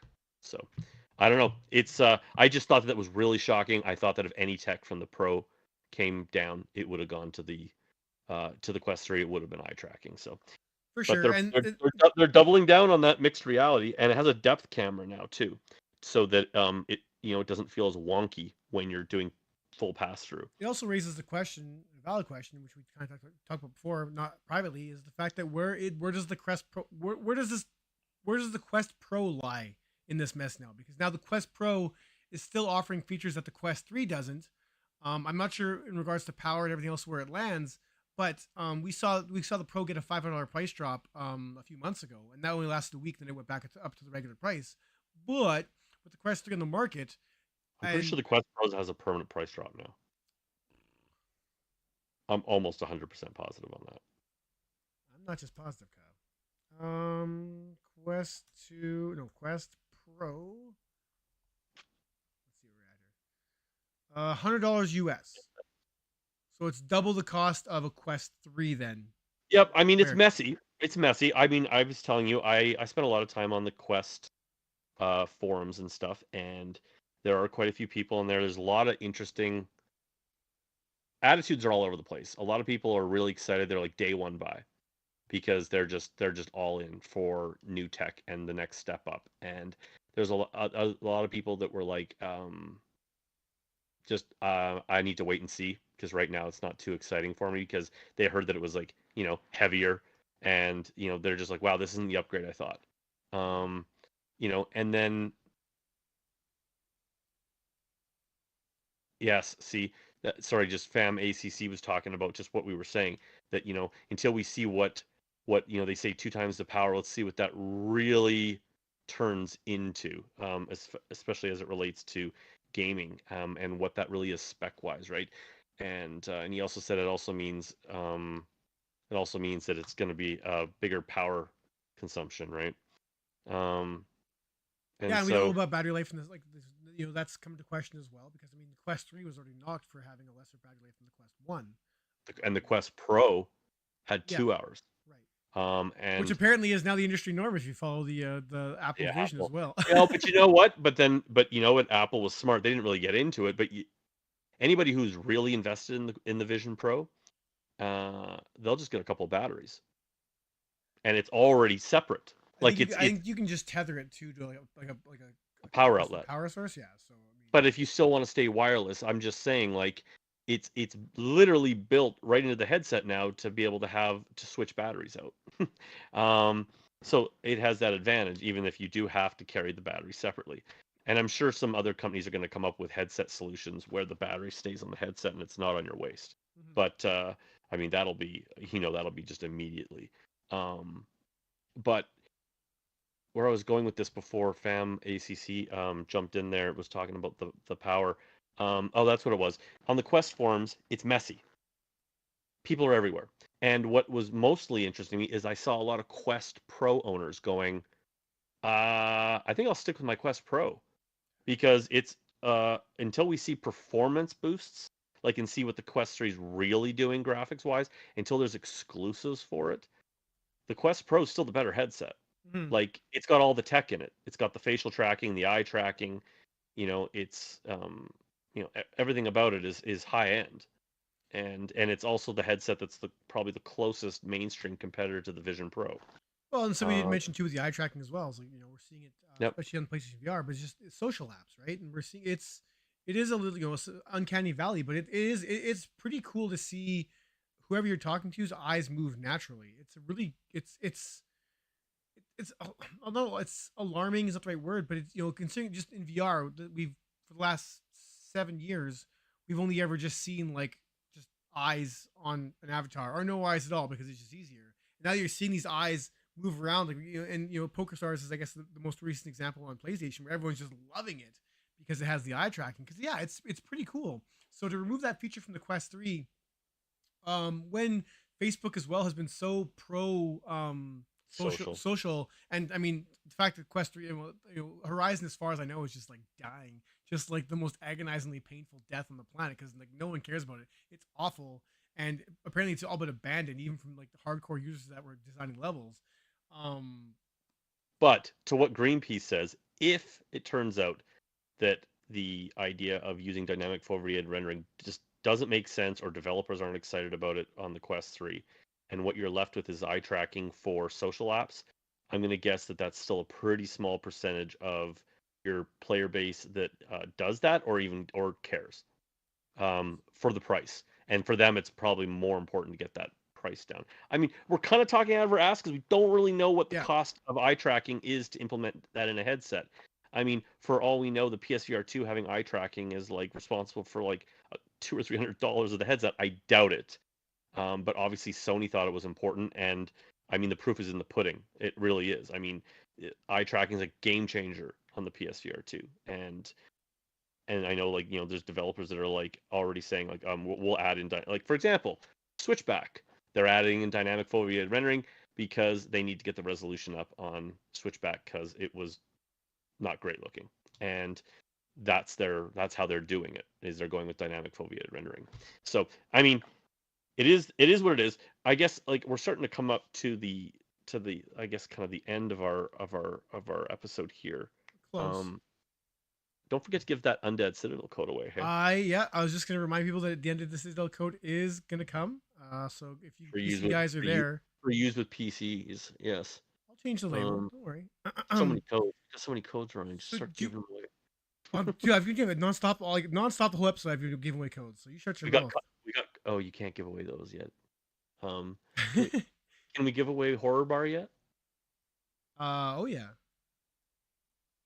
And we are one codes. We got Everslot codes. We yeah. I got was kind of going. I was trying to go into the like, our issue is always that these codes are old, right? So I I'm guess you're basically trying to going from the get rid of bottom some of up them. just to kind of I clean got up the stuff, right? I got you. I got you. So I I've got just, you. it's basically been a dump this episode, and I'll, it's I'll, just I'll, yeah. I'll I'll shut my mouth. I don't want people to know what we got. um, and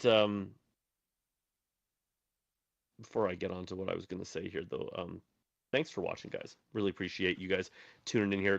The show's been all over the place here the last month or so with us being having to cancel episodes. So the fact that you guys are tuning in and sticking around, even if you are a bunch of greedy bastards, we appreciate it. Where was I going with this? Oh, what I wanted to say was I think looking at the Quest 3 and the Apple Vision together and what they mean to the market is just it's good all around. I think. Um, Viper Al, thank you so much. You're late to the party, but wanted to know my take on the Apple Pro. Well, we've been talking lots about that, so you might have Gotta to watch the whole rewind a little episode, bit to buddy. get in there. But I'm not done. I'm not done, Al. I'm not done. What I was going to say is that when I look at these two headsets in the market together, it's just a good thing because Meta really needs a competitor. And that is Apple. I think that is going to be Apple. I mean, Sony's going to do the console thing. They're doing the gaming thing. I feel like Sony's more competing almost in some ways with PCVR, even though I feel like they should just. I'm hoping that they unite as premium VR.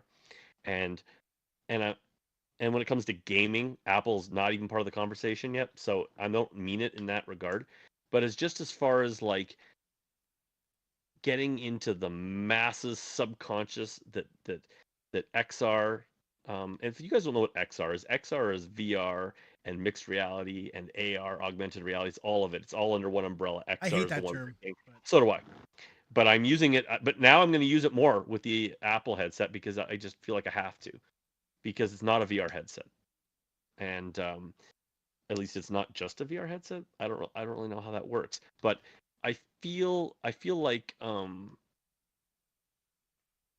Distract, you're amazing, man. That means a lot, especially considering I'm sidelined with Ryan. It's good to hear shut your that. mouth, okay? I can't believe I got this thing going, man. This is unbelievable. I know. Um, I was gonna say, anyways, just to finish on what I was saying before Ryan jumps in here, is that I just feel like it's a really good kick in the ass for Meta, especially just getting into anything that's not gaming. Like Meta obviously wants to be involved in the professional space, and they want to be involved in media consumption. And when we talk about things like the fun things that VR could be doing, like in the live space, whether it be sports or people going to church, whatever you want to go see go see mass in the Vatican, or live concerts, and just consumption of movies. Like Apple pushed 3D movies. I was like, woohoo! I'm a 3D movie guy, and Sony's just been like they just completely abandoned us on that on the PSVR 2. And Apple actually focused on it. They even showed the second Avatar movie like functioning, like coming out of the screen in their living room and stuff. I was like, fuck yes. Like that is what I want to see. And it's just nice to have someone with Apple's balls. I'm not even an Apple fan, but for them to be in the market, innovating in the market, spending money in the market, and like the tech that and the innovations that they bring forward will show up in other headsets. Like, like they're going to, like you said, they're going to answer questions that we haven't even asked yet. And that's awesome because that will show up in other headsets. I said answering questions we haven't had yet. I think it's more like solving problems that might not exist. Okay, so that's another way of looking at it. It's much more pessimistic. I think I think both of those are things. I think you're right. I think that they're going to create problems that didn't exist too. That's like this is where I get into like the mixed messaging. Like I wonder if I say to if my parents see Apple, they see that Apple has it and they see a headset on someone's head, my parents are gonna are totally out of the loop when it comes to tech. They're gonna think that's a VR headset because that's what their son wore. I'm like, well, it's actually not a VR headset, guys. It's actually a mixed reality headset, and they're just gonna be like, I don't care. Like I'm already out of it. Um, I don't know. You know what's funny, Chatty? Ryan and I were just talking about Job Simulator. Frickin' Job Simulator is. We were looking at the sales charts for Sony's for PSVR 2, yeah. For PSVR 2. It is still like in the top 5 most purchased games on the PSVR 2, and it's still in the top 10 for PSVR 1 games. It is the game that will not die. I tell you, it is like it's almost like it must be like your like rite of passage as a VR owner. I just wonder, like, I would love to know how Have much. you made a hot dog? If you haven't made a hot dog, you Yeah. don't get to play this game. I would love to know how much Cloudhead Games has made off that first title, because it how is it? It must have sold more than Beat Saber. It's at the top of the sales every single month. Okay, Ever. but we're talking about like Apple needing to push meta. Alchemy Games, they don't need to do anything differently. Although funny enough, Vacation Simulator and what's their other game? It's what's it called? Oh, Rick and Morty. no. Oh, that was theirs too. Oh, But Cosmonia's that was High. thank you, Cosmo. They're not top sellers. Job Simulator is. I mean, their next game, they need to do Job Simulator too. They might as well. That was Vacation Simulator. Yeah, but it wasn't. It didn't sell the same. It just wasn't. It didn't resonate. I guess. Like, do you not understand, Ryan, what it is to play VR? Look, I'm not even knocking the game. Yeah, it's just amazing that it's just stood the test of time as well as it has. It's insane. I mean, props to them, but it's just with all the new stuff coming out, it's just like people are still buying it. It's just I mean, unless they're just skewing numbers because it's like they're just counting downloads of people just upgrading their previous titles. I don't know. That's a good point. That's a good point. I don't know why they skew numbers. Why would they skew numbers though? When no one sees the numbers in that chart regardless. So why would they skew? But to Sony, it might just be considered a PS5 title that someone downloaded. Period. Like I never thought about that. The upgrades. Oh, that's a good point. That those upgrades might be affecting. And actually, if I look at those sales charts, that actually does make sense. Because like some of those games are all games that had free upgrades.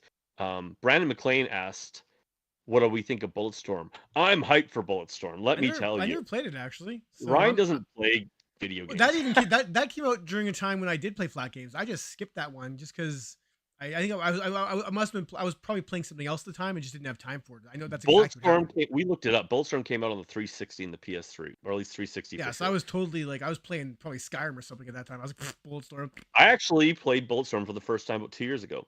And because I was on a real boomer shooter, I hate that term, but I hate it. But it's a term inaccurate, Ryan. I loved Bulletstorm, and I was in a mood for that stuff. Speaking of boomer shooters, if you guys haven't played Warhammer Bolt Gun, flat game, hell yeah, it's awesome. It's awesome. It's like it's like Doom reimagined, or for anybody who played oh shoot, now what is it called? My brain's failing me. Um, Proteus. That's another retro boomer shooter. This is absolutely up your alley. But Bulletstorm, I'm pumped for. It looks amazing. It looks, PSVR 2, Quest 2. Um, it's the VR port I never knew I wanted. And for anyone who's played Bulletstorm, like I said, it's very Duke Nukem-y in its attitude and play style, and so much so that there was even a Duke Nukem DLC where you could play as him, and they recorded new voiceover. So I hope that comes with it. It looks 'Cause- cool. Oh, I mean, oh, yeah. that trailer impressed the hell out of me. I was like honestly, that trailer, I had no idea that game was like that. I Well, thought let me tell Bulletstorm you was just like a something. regular shooter with like that stupid grabbing mechanic, and that was about as Yeah, far as it went. no, if Bulletstorm, if it's a great port, it could outdo some of the things that Synapse is looking to do on the PSVR 2. In the fact that, like, his Bulletstorm, when I saw it, I was like, oh my god, that makes so much sense for VR. Not only is an older shooter, so it would be easier to make work on, lower powered hardware and stuff. It looks great still. It still stands up, and it has like the whip, the grapple whip makes so much sense for VR, depending on how they implement that. Um, yeah, Brandon. And I am just absolutely. I love boomer shooters. I've re-embraced that old school mentality of shooters. I'm always looking for that stuff. Like I said, like Warhammer Bolt Gun is. I'm having a blast with that, and so is Proteus. Those games are just So badass. They're chunky, violent, like old kind of Doom shooters, and they're just awesome. I don't want to end this on a negative, but I really wanted to talk about this before we kind of killed this pod for a while. Oh no. But Asgard's Wrath 2 is something I wanted to bring up to you before we ended this thing. Oh, you just had to. I'd forgotten about it. Forgotten about it. I'm triggered. Some people like to watch the world burn. But yeah, Asgard's Wrath 2. You guys, if you actually, I don't even know if the review's even still on my old channel. That channel is going to go away very, very soon, actually. But Asgard's Wrath 2 is one of those amazing VR gems that only exists on PCVR via the Oculus Store. And it's an absolute treat. So the announcement of Asgard's Wrath 2 for the Quest is amazing. And the game truly does look amazing for the Quest 2 headset. And it's gonna be weird to see this sequel. I'm definitely it looks like the gameplay is intact. I'm not gonna like the gameplay looks intact, but It better be. it's the visual downgrade from the PC version, because the PC version is one of the most beautiful VR games you can play. And if you have a PC or access to a PC that can play it, it is one of those gems that this is why like PC VR gaming is still like a thing. It's an old game, but it shines. And I know Chris, the reason why I brought it up, because I was going to make him negative, is that Chris is very, very, very, I don't know if distraught is the right word, but he's very, very concerned at the fact that this despite gameplay being intact, this is a downgrade. You can see it in the trailer. You can see some light dynamic shadows, but they're very picky, very choosy with what has lighting, what doesn't. Textures look, like I said, for a Quest 2 game, this looks amazing. If this was Asgard's Wrath 1 and we didn't know about the previous game, this honestly looks like a system seller for the Quest 2, sorry. But with the original game being out there, I can't help but compare, and just, you can just see, like, water doesn't look as good, textures are flat, the ground you walk on is all very, very flat. You can just see all the shortcuts needed or taken to get this around the Quest 2. And so, Chris, how pumped are you for Asgard's Wrath 2? I prefer the term butthurt instead of distraught. You know what? I was actually pissed. Like, Ryan and I knew ahead of time. We got the trailers way ahead of the showcase. We knew what the games were going to be announced were, and I was really pissed. I was hoping that was a rumor. And it really frustrates me. Look, I get it. If you're a Quest 2 owner and that's all you got, it's amazing. You're gonna get a sequel to one of the best VR games ever, and that's mind blowing. And the developer who made that is like one of the like big VR developers. Like Asgard's Wrath got like a 9.5 on IGN or something. They freaking loved that game. But I do feel like part of what people loved about that game was that it was visually stunning as well. It was like getting into that old, like you were getting into that kind of like Thor universe. I'm forgetting what the term of the world, that kind of time period, and that Norse. You're world. talking with Thank Norse. you, Norse mythology. There we go.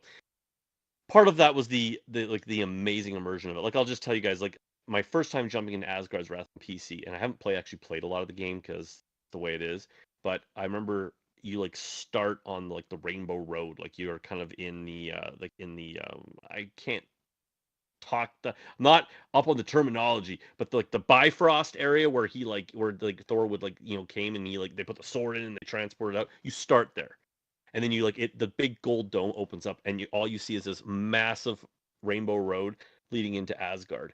And I was just like, oh my god, like it was premium VR all over my face, All and it over was my oh just face. right, and it was so good, man. It was so good, and that was an experience. And like I remember like it was like breaking my computer at the time too. I had I think I had 2080 Ti and it was already just crushing my computer maxed out and getting into the bar. And I mean this is like it's shit all over Skyrim for graphics. It was just amazing.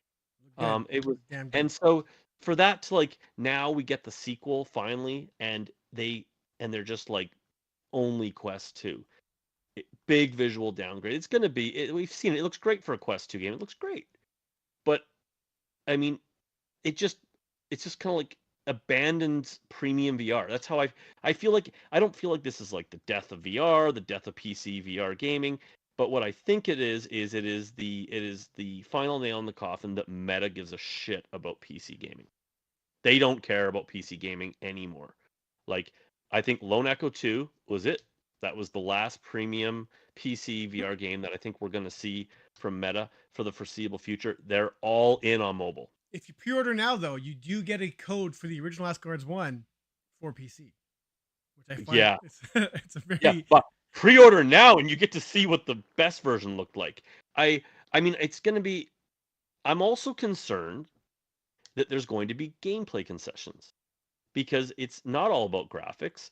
It's like I doubt that like it sounds like they're going to take like the depth of gameplay to the next level. Like it's a big game. They say 60 hours of gameplay. We'll see. But I have to believe that there's still like things that like say ideas that they would have wanted to do for a true sequel to Asgard's Wrath on say PC. They can't take it to the next level because they've still got to worry about like like how much action is happening on screen. Like there's things that they probably had to compromise. I hope I'm oh for wrong. sure.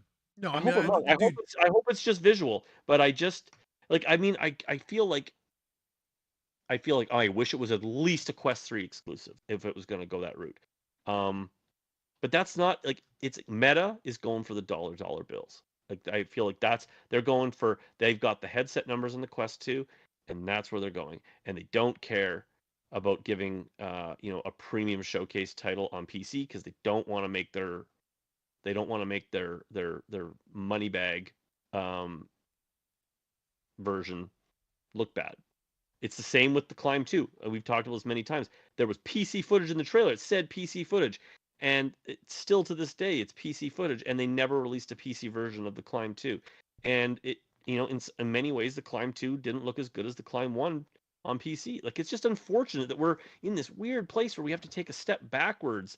Like, we're catering to the lowest common denominator. And if you're a Quest 2 only headset, I don't mean that, like, directed at you. It's just that it's just the headset thing. Anyways, I'm not going to complain about it that much. Like I've cried over it. I've dealt with the loss. Um, it's just I just feel like it just sucks, and it sucks just to like see it like just right in front of you that Meta's done with PC yeah. for No, all I, intents I and agree. purposes. I definitely agree with that. It's disappointing that there isn't like like it'd be awesome to see like a PC version of this as well. That would that's fantastic. But this has obviously been designed clearly for the Quest 2. And like I say, I expect it to be a very impressive game for the headset. For the most part, let's say they captured the gameplay that made it so good to begin with. You know, obviously comparisons will wait till we can actually compare versions when the game drops. You can see Um, it though in the oh, visuals. you can Yeah. see it. There's no way around it. I mean, there's no way around. You can compare like a high-end PC even from 7 years ago to the power of the Even the console. frame rate, we don't know. This thing could be like basically just doing the minimum frame rate to cut that See? too, versus being able to like bang off unlimited frames, I guess in theory, like at least but 120 frames easy on the PC. And then I'm not some PC master race guy. You guys know that. Like we have Quest, we have a PSVR 2, we love all this. I mean, VR Demon brought up a good point though that I was really totally thinking of is that for all the PC guys who played Asgard's Wrath through Revive on any headset that they had, they now have to buy a Quest 2 or a Quest 3, Mhm. a Quest. Or wait If till they, our review to see if it's even worth getting, because who knows, right? yeah, But who knows? It's and just it's such a power play move on Meta's part, and in some ways you can't blame them. But it's just you know we often make comparisons to various like headsets of back in the day when we're trying to compare what the Quest feels like compared to other VR headsets, and it'd be like Super Mario 3 coming out and Super Mario 1 and 2 had already been amazing things and Super Mario 3 comes out and they're just like, yeah, you got to play it on Atari though because there's way more Ataris sold right now. Sorry, it kind of looks like Mario, but that's where you got to play Mario 3. It's a way better game. It's better in every single way. It's a bigger game, but it's 8 dots. so here's to carry your analogy one more further. Let's say Mario 1 and 2 existed, and instead of Mario 3 dropping, Super Mario World dropped for the SNES. But then Mario 3 dropped on the Atari. So it's a lesser quality version of what you got before already available. But if you want to play it, you got to play the sequel. Yeah, I mean that's really what it is. Just like we said, it's just a Fascinating. weird place. It's weird. It's Um, weird. and I mean, I guess what we don't know is we know it's not a Quest 3 exclusive, but what we are yet to know is if there's a Quest 3 version, Yeah, which comes back to our conversation we had earlier in the episode in pro regards to version. in regards to what we'll get with the Quest 3. Well, no, I mean, this whole episode's basically we're waiting to see what's going to happen with everything that we've talked about this episode. So hopefully we're wrong on a lot of these things, and these things end up being just the best headsets ever.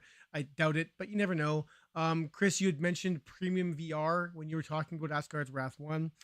Guys, if you haven't read it yet, here it is right now. Here is your code for Undead Citadel for the Steam PCVR headsets. It is coming to PSVR 2 down the line. I talked to developers today actually about it. You can wishlist it in the PSVR store right now or the PlayStation store right now.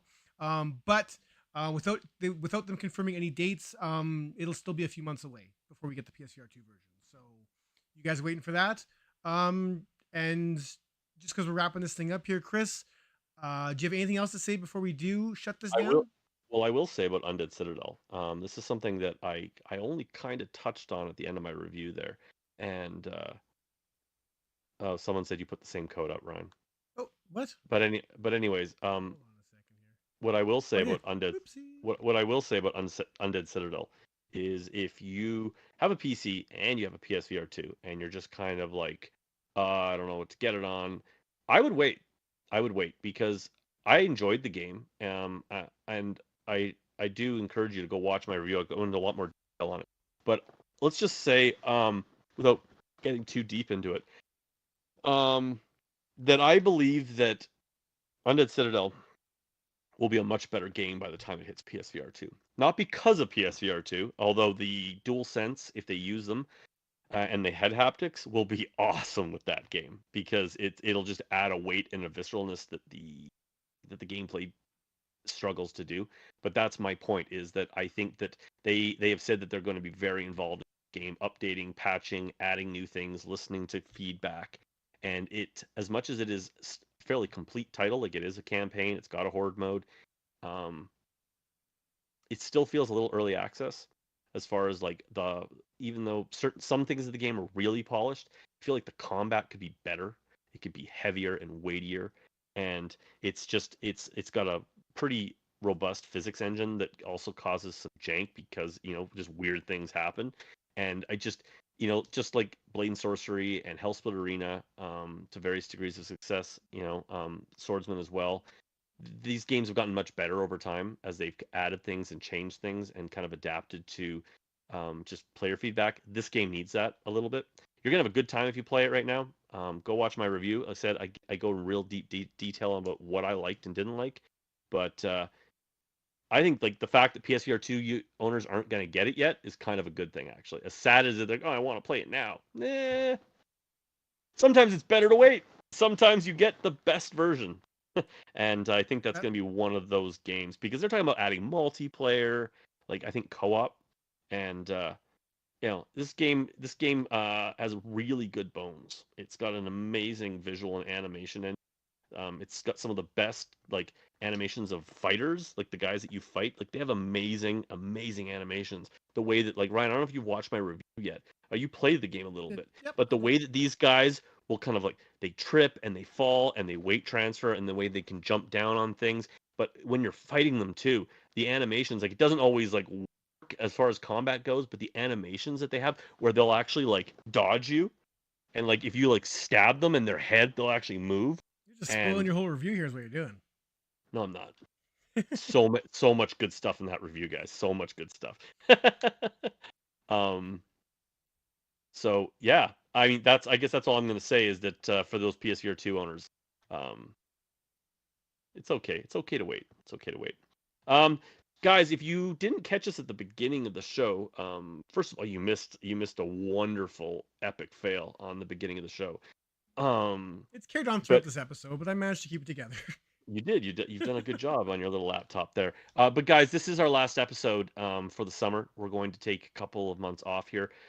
Ryan's got to go off and do holiday Just things the and stuff. pod, just the pod. The channel Oh is yeah, still just gonna the be pod. going strong. Oh no, the channel we're gonna keep crushing it. But the podcast, it's more the being able to get together at Yeah, our these this. scheduling becomes a nightmare in the course of summer. I mean, Chug's going to nights here for a little bit. My out of town work's been so sporadic that I was supposed to be out of town right now. This is why I'm recording this.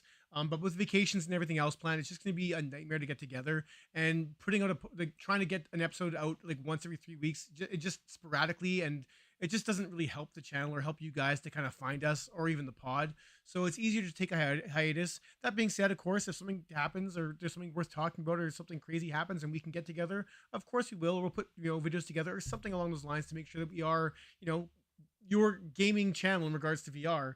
Um, so like I said, the channel reviews are going to be coming out. A bunch of other stuff that we have kind of planned, and then changes in the future as well. Patrons, thank you guys once again. I already told you guys are all going to get game codes. I'm going to talk to you guys within the next day or two. So every patron, regardless of the tier, is going to get a game code and not just a random one. I'm going to let you guys pick from a list of the select stuff. So there's that. All you guys who watch this, I mean, I'm not trying to shut Chris down here, but everyone who's just joined us for this whole time, this pod, just being here for the conversation. We love you guys. You mean just as much to us as our patrons. I mean, views count, clicks count. The fact you guys just carry on a great VR conversation and give us talking points, all that jazz. We really do appreciate you. We are planning on growing this channel. We're not planning on stopping. So thank you to everybody who's seeing this message. Distract. Thanks, man. I really appreciate that. Actually, that's really kind of you. I mean, obviously, with the comments you're making there, you've obviously been around and listened. And yeah, man, it's not always easy. So I really appreciate that a lot. And we miss Dave too. So, man, you're gonna make me cry at the end of a freaking episode. I appreciate that. I appreciate all of you guys who have supported the show and our patrons. You guys are awesome. We want to do more for patrons. That was a really good idea that Ryan had of giving some codes out. We're gonna powwow over the next couple months here about things we want to do to help the channel and also give back more to our patrons. And we will be definitely promoting the crap out of the return of the live show when we I would get there. expect a game giveaway or two. I'm just saying when it happens, I expect we're gonna have a lot of stuff to give away. Yep. And yeah, so I would expect that the show will kick in early September. And unless there's unforeseeable, if I'm still on nights, I don't know what we're gonna do. who knows? We could change the day that we do the show if that's what it takes, but we will be back. I really don't think we'll miss much more than, say, 8 episodes or so here. But we are going to take a break. We will miss the connection with you guys because we've really grown to love this, and I think that's about it for me. I'm gonna go see the Flash tomorrow, Ryan. You're That's gonna what go I. to work tomorrow? Because we all know how I feel about Batman. No, we're not starting a conversation now. We are ending this conversation. You shut your mouth. We're done. We're done. Guys, thanks again. Thanks again. Hit the like button if you would be so kind. Don't forget to check out my Undead Citadel review. Like we said, it's coming to PSVR 2. So And watch my We Are One review. go watch Ryan's We Are One review. Every time, No one gave every time a we do this shit pod, about that it's like review. this pity review. Like I am picking the wrong games to review because it's just a sad state of affairs. Everyone better watch my Pixel Rip review, or I'm coming after you. All of you guys in chat, all of y'all. Well, we're gonna end that. We're gonna end it on Ryan giving threats to our Threatening to our audience. Watch it, or I'm coming for y'all. That's right, Guys, we love you. We will catch you in the next few months. But of course, videos will keep coming, so we will be in touch. Later, guys.